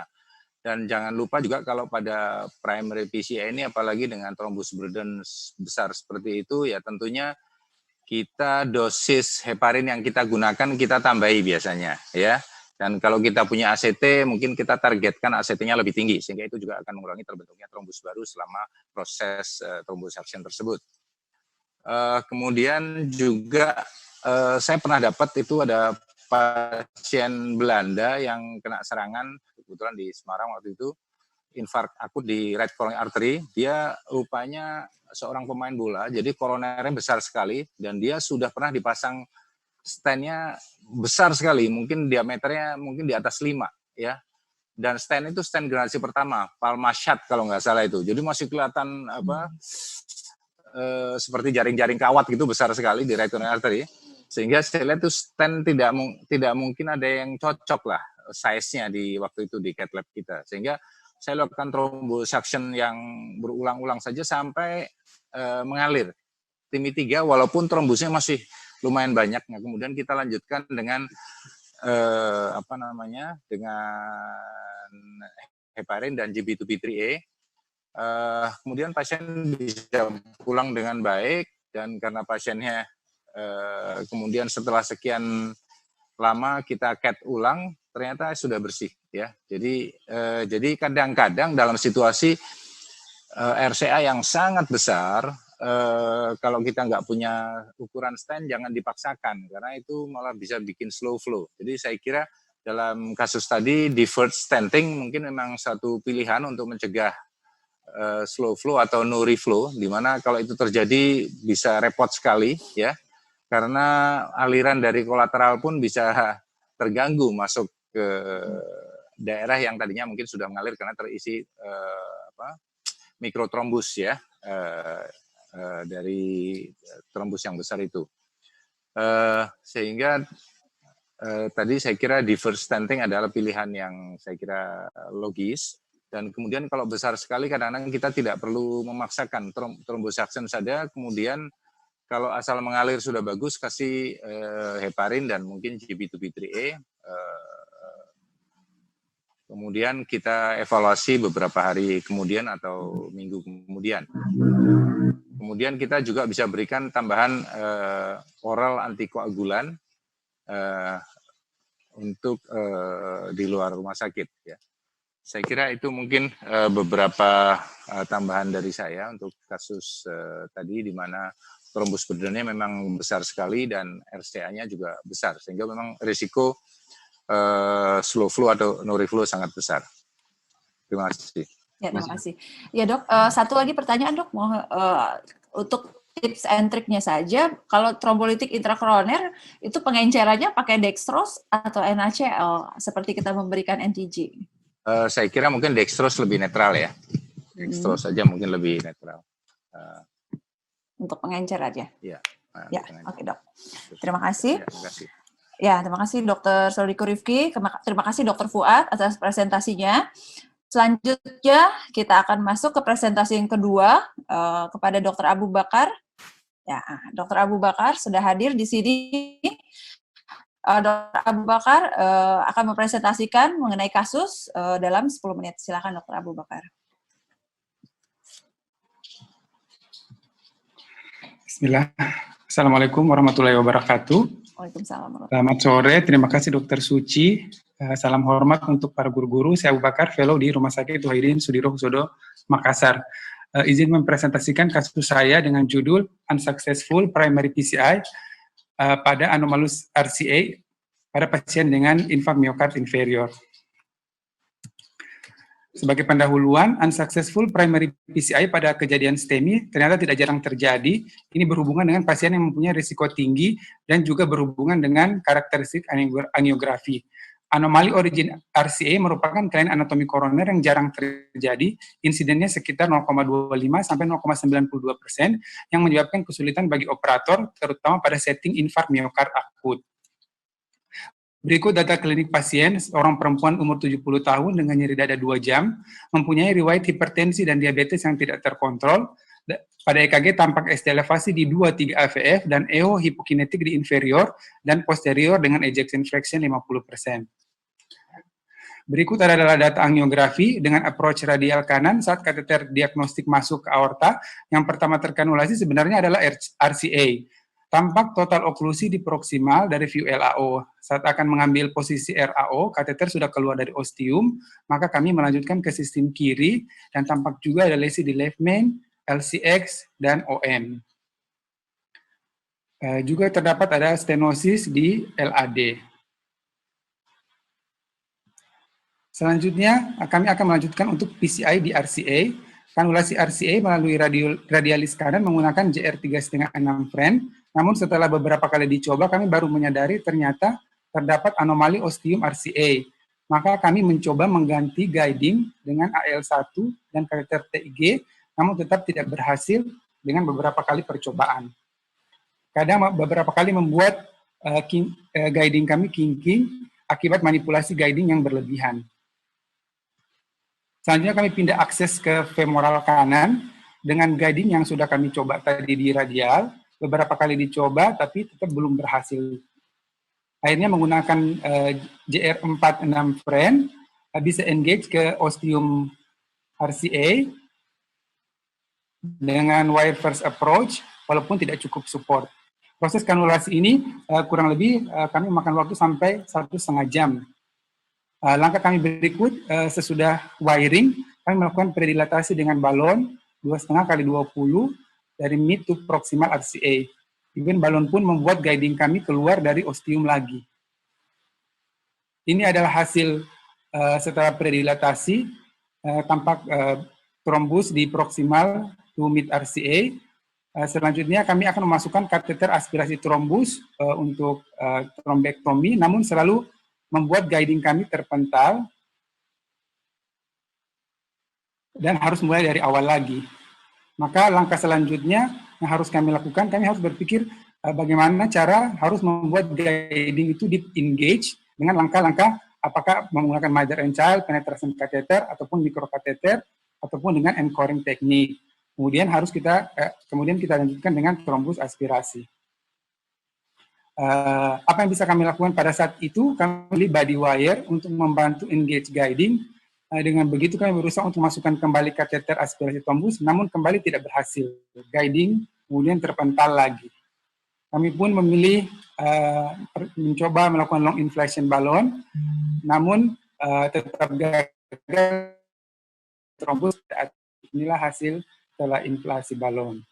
Kami pun langkah selanjutnya kami memutuskan melakukan stenting di proksimal dan mid RCA, namun ternyata tindakan ini pun gagal memberikan hasil yang memuaskan. Tiba-tiba pasien mengalami penurunan kesadaran, maka kami memutuskan menghentikan tindakan. Total waktu prosedur tindakan kurang lebih 4 jam. Rencana selanjutnya pada pasien ini kami akan mengevaluasi penyebab penurunan kesadarannya, kemudian pemberian heparin intravena, CT koroner, dan reevaluasi angiogram untuk intervensi selanjutnya. Alhamdulillah pasien pulang dalam keadaan baik pada hari kelima. Sebagai diskusi dari kasus kami ini, kami mendapatkan beberapa poin permasalahan yang menyebabkan tindakan primary PCI kami pada pasien ini akhirnya tidak berhasil. Yang pertama adalah yang paling penting karena adanya anomali ostium RCA, di mana anomali ini merupakan tantangan tersendiri karena sulitnya mengkanulasi dan memanage guiding saat intervensi koroner. Dari gambar ini, jika kita curiga adanya anomali osteal RCA, maka kita akan mencari kemungkinan lokasi ostealnya.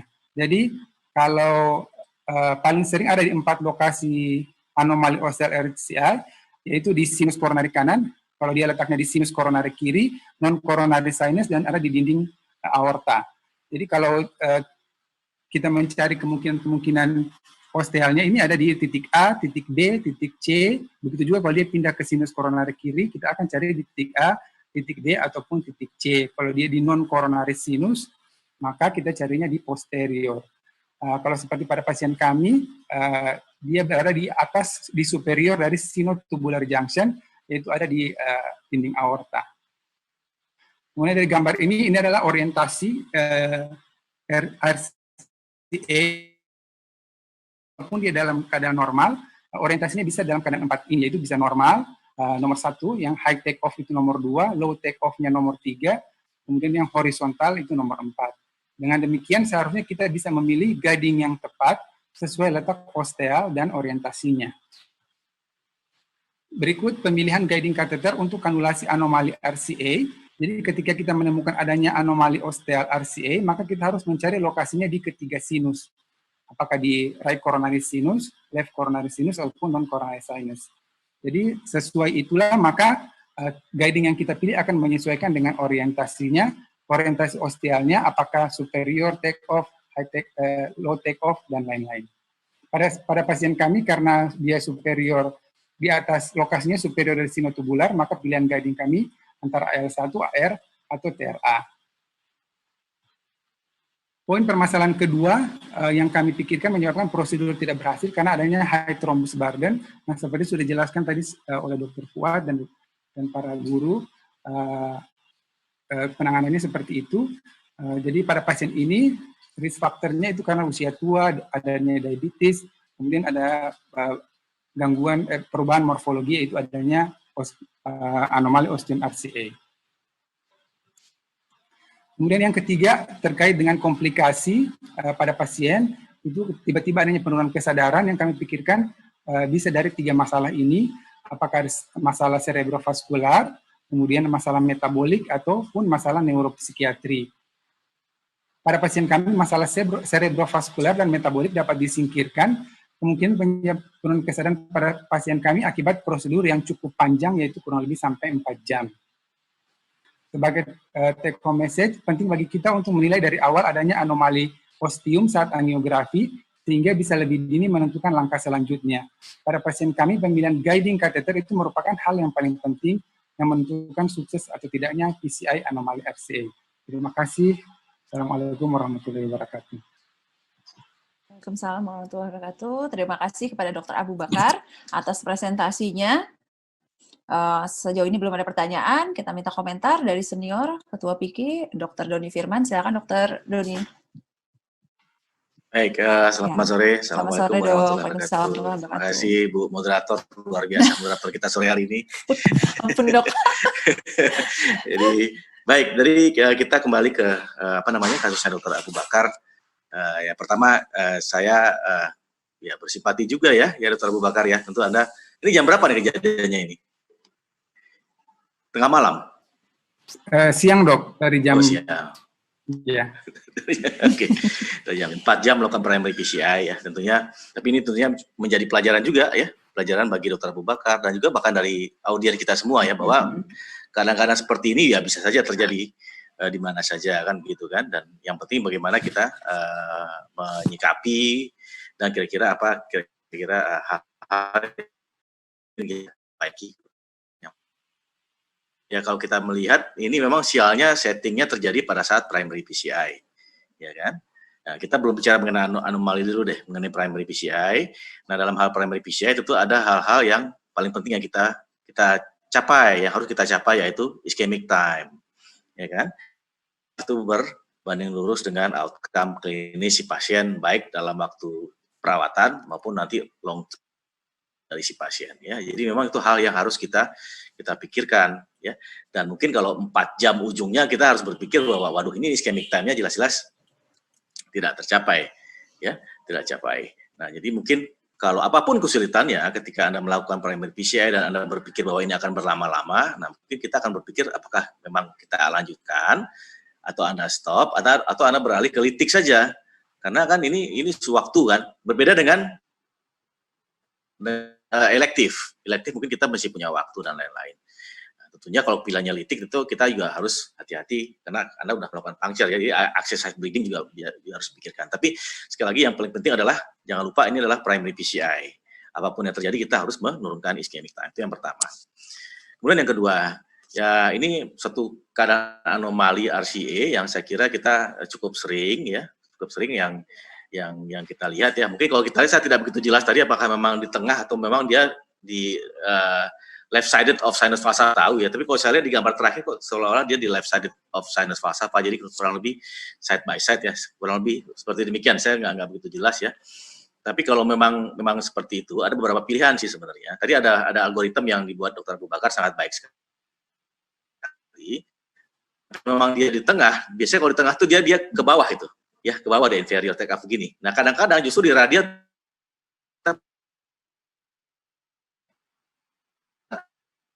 parsial langsung ke bawah RCA kalau memang dia di tengah, ya.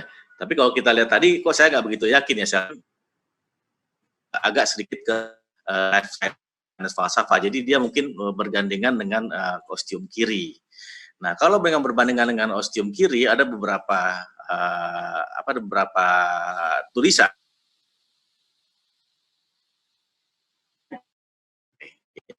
Jadi banyak tulisan, saya sudah membaca beberapa tulisan, memang sama, mulai dari JR, mulai AL1 atau L2 dan JL. Tapi JL bukan JL yang lazim, tapi JL yang lebih panjang dari yang biasanya 4. Ya, jadi caranya adalah JL itu Anda masukkan, pasti dia akan berlebih kan, Anda dorong saja, dia akan menekuk, ya, dan akan mencari ostium daripada RCA yang anomali tersebut. Kadang-kadang dia tidak sepenuhnya masuk ke dalam ostium RCA, adalah melakukan wiring. Memang wiringnya tidaklah begitu mudah ya, tapi biasanya kalau ketika wiring masuk sampai ke distal, Anda perlakukan itu sebagai anchor, Anda dorong si JL-nya masuk. Terserah deh, Anda bisa melakukan apa saja. Oke, itu yang pertama. Yang kedua, kalau pilihannya ternyata adalah AL dan dia side by side, nah kita bisa melakukan anchor juga. Saya kira beberapa dari harapan kita pernah presentasi, dan saya ingat Dr. Munawar juga pernah presentasi, karena dia letaknya di tengah-tengah, Anda bisa melakukan anchor wire, Anda masukkan satu wire-nya ke kiri, ke JL-nya itu, ke ostium arteri koroner kiri, ya, baik wire saja atau dengan balon, untuk menahan si AL-nya jangan sampai bergerak banyak. Nah, kemudian satu lagi wire Anda masukkan ke RCA. Jadi itu akan membuat fiksasi daripada si kateternya sedemikian rupa. Ya, tapi jangan lupa bahwa kalau memang menggunakan suction kateter berarti sangat banyak gitu ya, sangat banyak device kan, dan tentu butuh kateter koroner yang besar. Ya, jadi karena 7 friend saya kira itu juga sempit ya. Tapi tidak apa-apa, mungkin 7 friend minimal untuk melakukan manipulasi seperti itu. Tapi yang paling sering dilakukan, kalau saya pribadi sering melakukan adalah dengan melakukan JL 4,5 atau JL 5, kemudian saya tekukan, dan biasanya tidak begitu sulit kok, dia akan wire masuk, kemudian kita dorong, dia akan masuk terus ke dalam ostium yang kiri. Ya. Dan sebenarnya sih ada kateter yang memang dedicated untuk ini sebenarnya, ya, dari Medtronic tuh, namanya Sherpa kateter. Ya, tapi memang itu mungkin dia tidak banyak menjual karena memang penggunaannya juga kecil ya. Tapi kalau kita lihat di Anda Google sedikit, oh ternyata memang ada kateter yang khusus untuk hal-hal yang seperti itu. Namanya Sherpa kateter. Oke. Nah, jadi saya kira mungkin itu saja. Tapi satu hal yang juga sangat penting adalah yang basic sekali, segala yang CVD itu sangat berkaitan dengan satu, betul, lama tindakan. Terus yang kedua adalah sangat banyak device yang keluar masuk. Ya, sangat banyak device yang keluar masuk, itu sudah jelas akan berbanding lurus dengan kejadian CVD. Nah, jadi mungkin sebelum kita banyak device, mungkin kita harus melakukan beberapa terobosan sehingga Dr. Abu Bakar nanti yang lain kali mungkin bisa lebih cepat ya, seperti saya katakan, alternatif seperti menggunakan MP kalau memang di tengah, menggunakan JL yang lebih panjang atau AL, itu hanya 3 yang kurang lebih dari literatur bisa dipakai. Ya, kateter lain saya kira hanya buang-buang waktu dan memang terbukti kan kesian pasiennya jadi emboli. Kalau menurut saya sih pasiennya emboli gitu ya, karena sangat banyak device yang masuk keluar masuk. Ini pelajaran yang baik ya, mudah-mudahan ini buat kita semua bisa ini menjadi bahan yang baik untuk kita semua. Terima kasih Dr. Suci. Terima kasih Dok. Kalau terkait dengan hybrid, kalau tidak tampak distal arterinya apa tepat dilakukan? Oh iya, kalau kita tim ini kontrak 3 kan, ya kan. Jadi memang tujuan kita adalah bagaimana ujung, gitu ya. Jadi saya kira mungkin kita bereskan dulu deh yang disal itu. Tapi mungkin saya sedikit aja mengomentari yang kasus pertama tadi adalah bahwa hati-hati kita melihat guideline ya.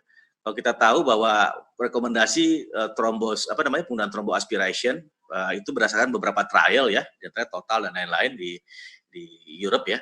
Tapi kalau kita lihat kan sebenarnya karakteristik trombus kita dan karakteristik dengan trombus yang ada di total trial dan lain-lain itu berbeda. Kalau kita lihat ischemic time-nya saja berbeda. ischemic time dari total time itu 128 tambah 53. Jadi kira-kira ya berapa tuh? 170, 180. Itu ischemic time loh, mulai dari pasiennya chest pain sampai dia device-nya masuk ke dalam. Ya kan? Penelitian saya kebetulan kan saya ya S3 di situ itu 6 jam 40 menit itu di harapan kita loh. 6 jam 40 menit. Ya, saya nggak kebayang kalau tempat yang lain mungkin ya, lebih tinggi lagi dan karakteristiknya sangat-sangat berbeda. Jadi kita memang cenderung trombus kita lebih banyak dan lebih solid. Oh, karena durasi lebih solid ya. Jadi kejadian di kasus pertama itu akan sangat-sangat sering dan kita tidak bisa serta-merta mengatakan thrombus aspiration tidak bermanfaat. Ya, saya kira bukan banyak hal kita masih berpikir bahwa itu adalah hal yang kita butuhkan, gitu ya. Tapi itu hanya tambahan saja dari yang pertama, nanti kita kemana-mana. Begitu Dr. Suci, terima kasih. Ya, terima kasih Dr. Doni. Selanjutnya dari Dr. Nahar, mungkin ada tanggapan dan komentar Dr. Nahar? Dr. Doni, Dr. Suci, saya boleh share pengalaman? Oh, Dr. Suko, ya. Boleh dokter, silakan Dr. Suko. Ya. Mungkin pengalaman saya baru sedikit, tapi siapa tahu bermanfaat. Jadi, saya pernah dapat kasus seperti presentasi yang kedua, tadi Dr. Abu Bakar ya, kita susah melakukan kanulasi, tapi berhasil hanya dengan satu kateter. Tapi kemudian kateternya nggak backup ya. Ya, jadi saya kembali pada kateter pertama, waktu itu saya bisa kanulasi dengan Optitalk, tapi guiding nggak ada yang bisa. Jadi saya kembali ke Optitalk, terus kemudian saya wiring dengan wire yang panjang, pakai wire peripheral yang 300. Jadi saya masukin wire yang panjang 300, kemudian saya ganti dengan guiding 5 French justru, supaya dia bisa masuk, bisa engage lebih baik, kita bisa dorong sampai dia engage. Nah, setelah itu intervensinya jadi lebih lancar ya. Jadi kita exchange kateternya itu setelah wire-nya masuk, kita tapi gunakan wire yang panjang, wire 300 peripheral yang wire 4 yang biasa digunakan untuk peripheral, kemudian baru kita exchange XB 5 French. Jadi kita bisa engage sampai ke dalam arteri koronernya secara lebih baik. Mudah-mudahan bermanfaat. Ya, terima kasih Dr. Suko. Kemudian komentar mungkin dari dari Teguh Santoso.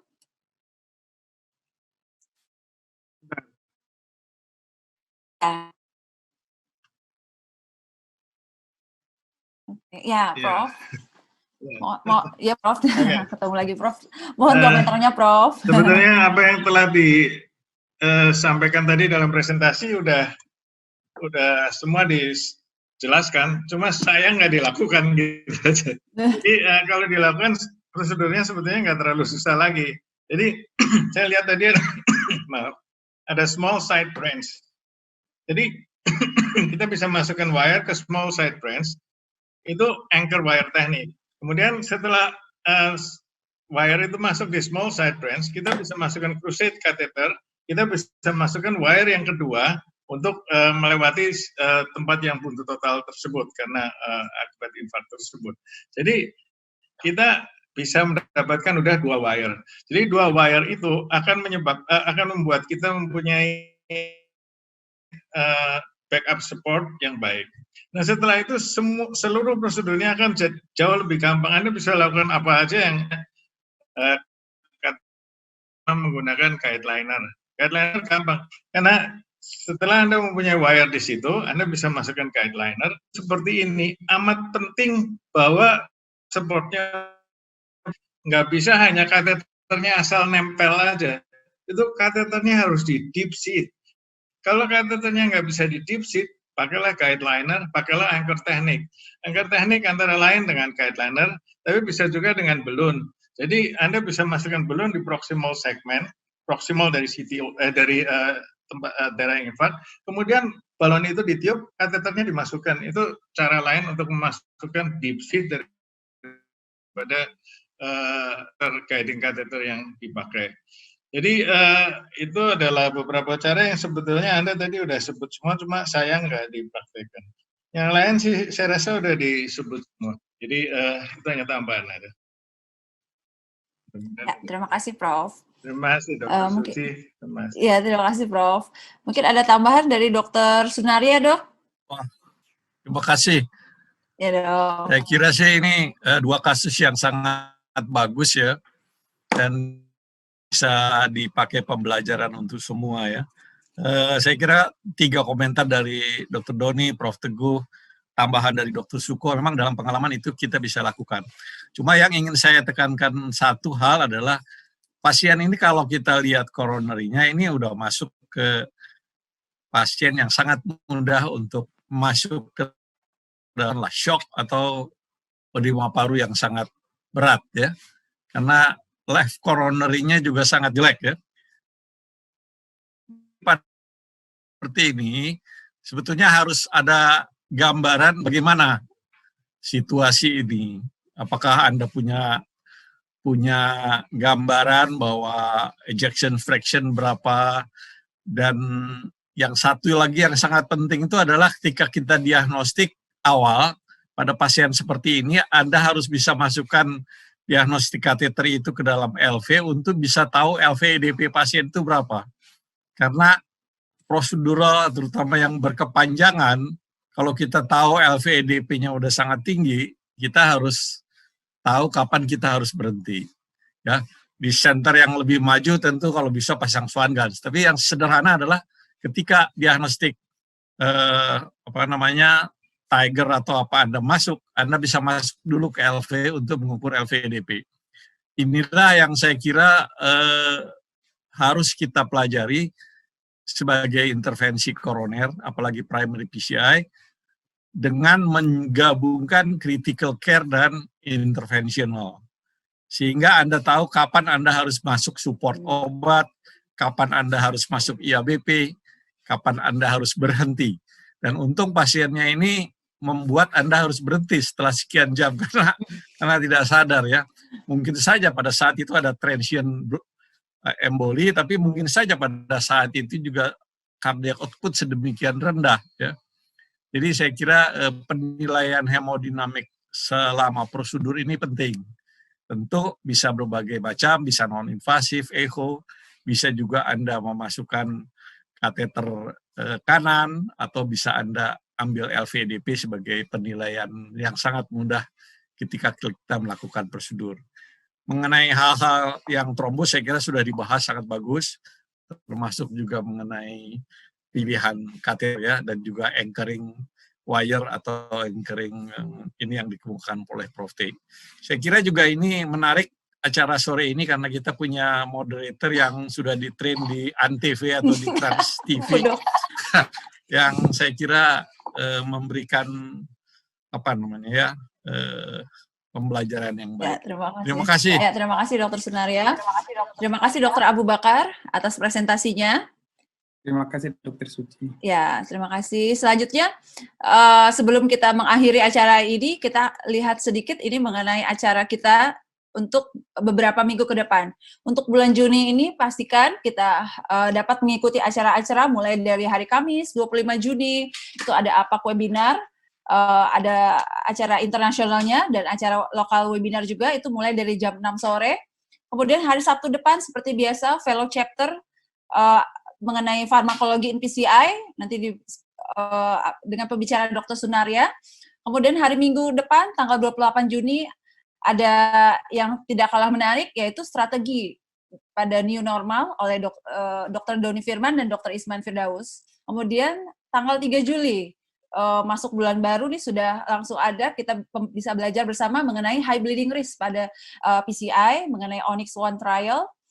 Kemudian Sabtu depannya 4 Juli kita belajar bersama kembali mengenai bifurcation lesion, bagaimana mengoptimalisasinya. Ini ada speaker internasionalnya, ada Dr. Kazuhiro Ashida. Kemudian pada 4 Juli, jadi di hari yang sama, hari Sabtu depan kita padat, 2 minggu lagi maksud saya, itu paginya kita belajar mengenai bifurcation lesion, kemudian pada sore harinya 15.30, seperti jam saat ini, kita belajar mengenai benefit antiplatelet terapi. Dan yang terakhir dalam sesi ISIC line ini, tanggal 11 Juli, bagaimana kita mengaplikasikan RCT dan meta-analisis untuk menata pasien-pasien kita.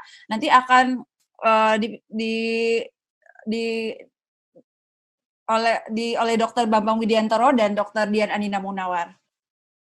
Ya, sekian saja presentasi kita sore hari ini. Kita banyak belajar mengenai basic peripheral intervention, kita bagaimana mulai dari indikasi kapan kita melakukan peripheral intervention, kemudian metodenya, approach, dan terakhir kita dari 2 kasus kita belajar primary PCI, bagaimana kita mengatasi pasien-pasien dengan high thrombus burden, dan bagaimana kita mengatasi tips and trick jika ada anomali dari ostial dari RCA.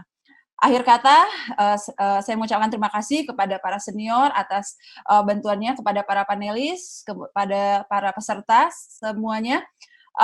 Saya akan mengucapkan pantun ini dari Dr. Arwin. Ada acara besok ilmu. Besok ada acara, Dok, hari Minggu, Dok. Ya, belum diumumkan. Nggak termasuk ya di sini ya. Ya, besok ada acara.